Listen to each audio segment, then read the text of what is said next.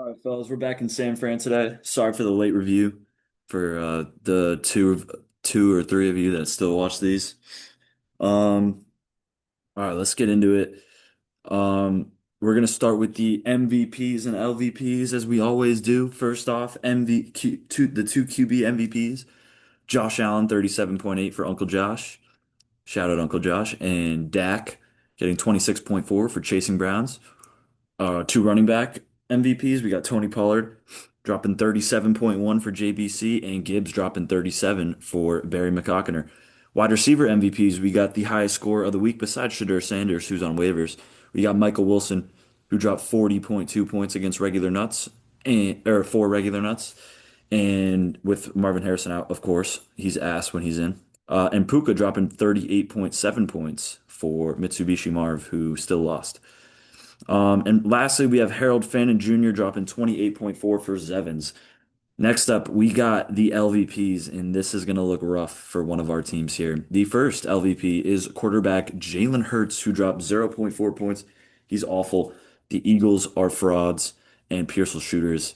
Yeesh. Running back Brees Hall dropping 4.3 for guess who? Pearsall shooters in a must-win game to get him out of the punishment. And next, we have Romeo Dobbs dropping 0 points for Pearsall shooters in a must-win game. And finally, we have Mark Andrews dropping 1.9 for JBC, who still came out with the win.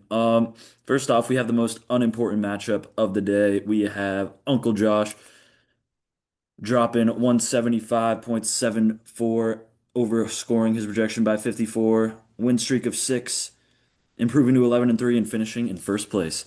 Next up, we got the Cosbys dropping 86, underperforming his projection by 27, losing streak of 4, and falling to 5 and 9, finishing in 12th place. The only showdown with no implications is the Cosbys was already eliminated with no chance for a punishment, and Uncle Josh already clinching first.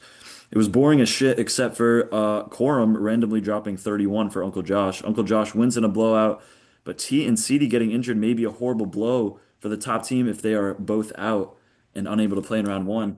It has just been released that CD Lamb will be playing next week. Huge for Uncle Josh, and hopefully T. Higgins will be playing, or Uncle Josh will have to make a tough decision. It's either Yosevas or Troy Franklin, and I still have not decided who I want to start. Next up, we got Chasing Browns scoring 125, overperforming by 9 points, improving to 7 and 7, win streak of two, and finishing in second place. And that win streak of two, if he lost either of those games, he would not be in the playoffs. But he clinches the division there via head-to-head matchups and wins the division and finishes second place.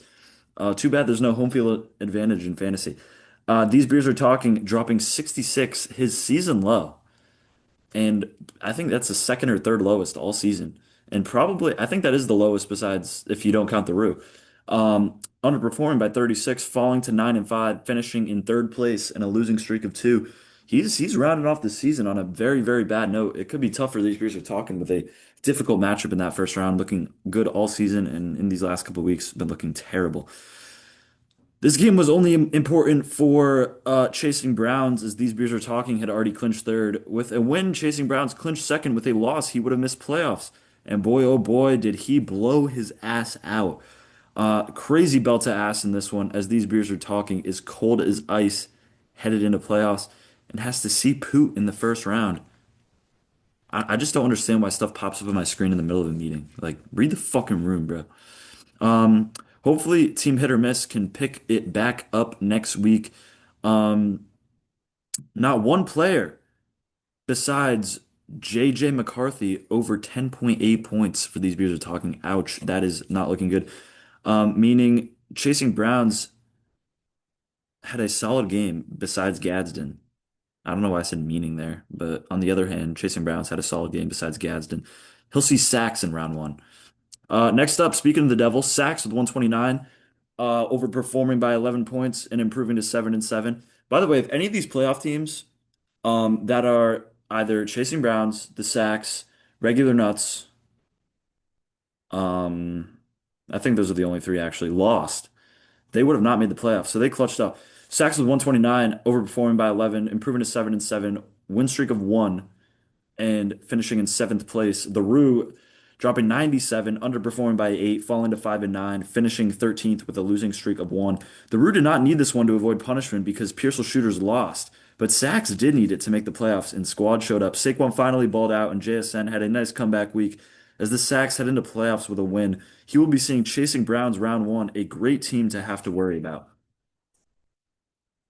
Next up, we got JBC dropping 141, overperforming by 35, improving to 8 and 6, win streak of 1, and finishing fifth. Pooh and Dem dropping 102, would have won the division with the win, dropping 102, um, underperforming by 30 points, falling to 7 and 7, losing streak of 1, and finishing sixth place. Huge upset win for JBC to secure playoffs. I don't think JBC would have, he might have been kicked out if he lost, but I don't think he would have necessarily, but he would have been in a lot worse position. Huge upset win for JBC to secure playoffs. Poot would have liked the win for the 2 seed because now he is 9 and 5. These beers are talking round one. Can Poot sell another great team? We'll see. Depends how ass Mahomes is in the coming weeks, as he was this week. JBC, on the other hand, has Barry McCockiner, a monster opponent to pull. Can he pull off back-to-back shocking upsets? We'll see if Barry McCockiner has anything to say about that. Um, that one's going to be, I think, the match for the week. Uh, Possibly these beers are talking and Putin them, but I think JBC and Bear McCockner is going to be the match for the week. I think JBC gives more for his money. It's it's the trade turned both teams around for the better, and might be the reason that both teams made the playoffs. And they're facing each other round one. I mean, it's a great story. I'm glad that these two get to see each other in the playoffs. Next up, Zevins dropping 154, improving to 31, overperforming by 31, improving to 7-7, finishing ninth, win streak of 3. The disappointments dropping 108, underperforming by 22, losing streak of 1, and finishing 10th.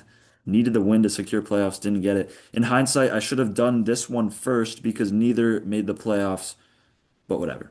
For some reason, I thought that the winner of this team made the playoffs. And it initially was looking like that. If Chasing Browns would have lost, that would have been the case. But whatever.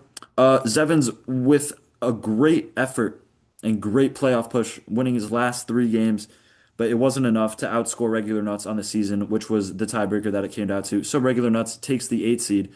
Um, the disappointments would have gotten in and been 8 and 6 with a win, but he falls to 7 and 7 and is out of the playoffs.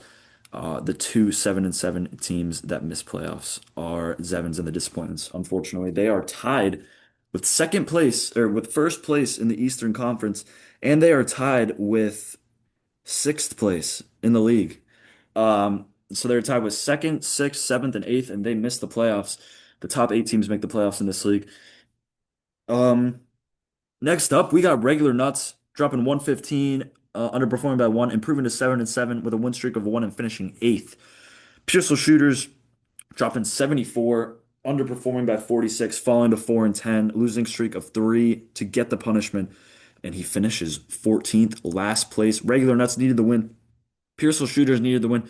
This one with the most on the line, I would say, because the winner made the playoffs, would have missed the playoffs if he lost, and the loser has to do the punishment. Whereas if he won, he wouldn't have had to do the punishment, and the Rue would have had to do it. Pearsall's ends the season on a 3-game losing streak to secure punishment, while Regular Nuts also needed the win to sneak into playoffs, and did just that with Amonra back unexpectedly, but it wouldn't have mattered. Still won by 41 points. Insane. But Drake London also on the bench. Um, come, I mean, this secures the rivalry matchup between Regular Nuts and Uncle Josh. The third time that these two teams have met in the playoffs, they are 1-1 against each other. Um, Uncle Josh winning in the Dynasty experiment last year, and then 2 years ago, Regular Nuts winning, I believe in the semifinals, possibly the quarterfinals. But yeah, this game may be closer than people think. Regular Nuts is a great squad, especially if Drake London comes back. Especially and now T. Higgins may be out. He was a limited participant in practice, but he may be out. Thank God CD is in, or Uncle Josh would have been the 1 seed would have been in a huge amount of trouble. But Regular Nuts and Uncle Josh secured matchup 1 seed versus 8 seed. Next up, we got Barry McHockiner dropping 142. This is the match for the week. No, I didn't have a match for the week this week because they were mostly blowouts. Barry McCockiner dropping 142, overperforming by 13, improving to 8 and 6, finishing out the season on a win streak of 5, the second biggest win streak to finish out the season behind Uncle Josh with a win streak of 6. versus Mitsubishi Marv, who dropped 108, underperformed by 5, fall to 6th and 8th, finishing 11th, losing streak of 4. If he won one of those last 4 games, he would have made the playoffs, and including his loss to the Rue. A huge, huge collapse at the end of the season for Mitsubishi Marv, and he finishes 11th and misses playoffs. That is insane. He's got Nakua, Egbuka, Stafford, Dowdle, and somehow he found a way to miss playoffs. Wow. Mitsubishi Marv loses his fourth straight game to miss playoffs with, yeah, I just already said all this shit. That's all off the dome. Once thought to be a powerhouse and having a chance not only to make the playoffs, but to win the whole league. And he falls hard. This is probably the most shocking development of the season. This team is in the playoffs. On the other hand, Barry McCockner is one of, if not the most hot team in the league, and it's up to JBC to shut him down round one. Bear McCockner's only loss, I believe, in the last 8 weeks was on a stat correction. That was the stat correction scandal. Um, and Bear McCockner lost by like half a point because of that, because the Chargers defense stat correction. And and he could have been 9-6, or he could have been 9-5. He could have been sneaking into that 3 seed. I don't even know. He could have been 10-4. He could have been battling for the one. Who knows? Um, Anyways, we're getting into the second segment here. As always, we're not getting into the playoff bracket yet. I'm gonna do a separate video for that in just a moment. All right, we have 2 teams into the playoffs that weren't in last week, and 2 teams out into the playoffs. We had Chasing Browns, who had a 37% chance to make the playoffs coming into the week, and Sachs, who was out of the playoffs before the week in 10th place, I believe, but he had a 76% chance to make it just based on tiebreakers, and he was playing the Rue. Um, and out of the playoffs is Mitsubishi Marv, who had a 59% chance to make the playoffs coming into the week. And the most shocking development of the week, the disappointments are out of the playoffs despite on the beginning of the week having an 86% chance to make it. I did not bring my soda down here. I'm thirsty. Another team that had under 50% chance to make the playoffs and made it was Regular Nuts, who finished 8th. And now we're looking at the final standings of this. Actually, I'll do shots first. 0 for Uncle Josh, 2 for the Cosbys, 8 for the Rue, 5 for Sachs, 10 for JBC, 0 for Poot, 5 for Regular Nuts, 4 for Pearsall Shooters, 8 for the Disappointments, 5 for Zevins, 0 for Bear McCockner, 5 for Mitsubishi Marv, 3 for These Beers Are Talking, and 11 for Chasing Bounds. Remember, shot totals are doubled in playoffs, so watch out, managers. You might have a lot coming up. Um, we got points right now. Top 3 in points to round out the season. Uncle Josh with 175. I think that was the fifth biggest points of the season. He jumps Poot by 9 points and finishes with 1836 in the season. Poot in second with 1827, and I didn't write down Barry McCockner's total, but he finishes third. I believe he was in the high 1700s. All right, we'll go from last to first. We'll go from last to ninth. We'll go from ninth to last, and then we'll go to first to eighth. Um, First off, we got ninth place, the Disappointments, the first team out of the playoffs, falling 5 spots, wasn't fourth last week, now in ninth. In 10th, Zevins did not improve or decline. 11th, Mitsubishi Marv was in playoffs last week in seventh place, drops 4 spots. 12th, the Cosbys, 13th, the Rue, and punishment, Pearsall Shooters. Get on that treadmill, man. Next up, we got to start it off. Number 1 seed has been clinched for a couple weeks. We all saw it coming. We got Uncle Josh in the 1. Next up, nobody saw it coming. Nobody even expected this guy to make the playoffs. Not just the ESPN thing, but just based on his team. But he's looking to make a run. We got number 2, the winner of the Eastern Conference, Chasing Browns. Rebrand, third rebrand of the year. He started off as CJP Ryan. Then he switched to Tatum's recovery month 4. Now he is Chasing Browns. And at number 3, he's been clinched at 3 for a while, based on just division wise. He couldn't have been 2 because he couldn't have passed Uncle Josh, but he couldn't have been 4 because Barry McCockner was too far behind to catch him.